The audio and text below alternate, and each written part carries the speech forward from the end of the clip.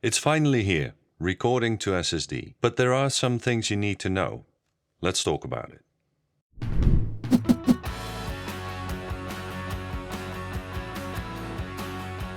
A lot of us have been waiting for this update, me included. SD cards and CF Express cards are great, but they have two big disadvantages: storage capacity and price. Especially the CF Express cards are really expensive and only go up to a bit over half a terabyte. SSDs, on the other hand, are relatively affordable, and you can use drives up to 2 terabytes now with this update for the GH6. That makes the cost per gig a lot lower than with CF Express or SD cards.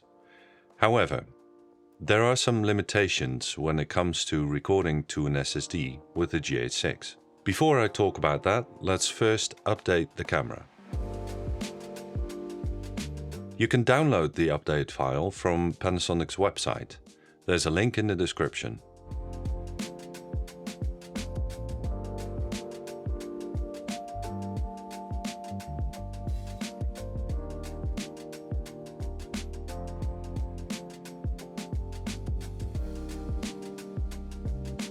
Unzip the file and you'll find two .bin files, one for version 2.1 and one for version 2.2. Both of these files need to be copied and pasted onto the root level of your SD card or CF Express card that you formatted in camera. So both files need to be on the card at the same time. Eject your card from your computer and put it in your camera. Make sure that you have a fully charged battery in your camera. Then go into the menu, spanner icon, and then the spanner with the 3 dots. And scroll down to firmware version. Select firmware update, click yes, and the update process will start.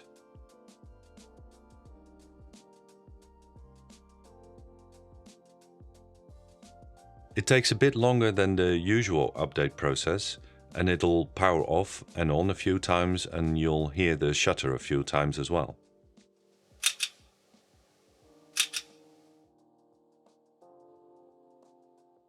After the update is complete, you can connect an SSD drive to the USB-C port, then go to the spanner menu and set USB SSD to on.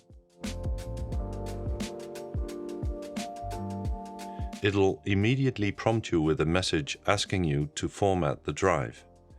Click yes, and after this is done, you can see that on the bottom of the screen it now says SSD, and I now have 14 hours and 47 minutes of recording time on this 1 terabyte drive.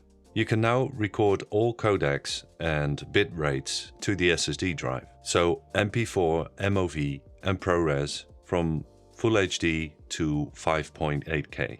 Now Panasonic has an approved list of SSDs. One of them is the SanDisk Extreme Pro that I have here. This drive worked fine with my testing. It just kept recording until it was full. By the way, make sure that you turn the camera off before you disconnect your drive. I also have an older SanDisk drive here, the Extreme Portable 500 gigs. It's not on the approved list, but seems to work fine as well. There are links to these drives in the description, as well as a link to the approved list of SSDs. Now let's talk about the limitations of this new feature. First of all, we can't record in higher frame rates than 60p when using an SSD drive, so no 120p to the SSD. Also, internal backup recording is not possible when recording to the SSD.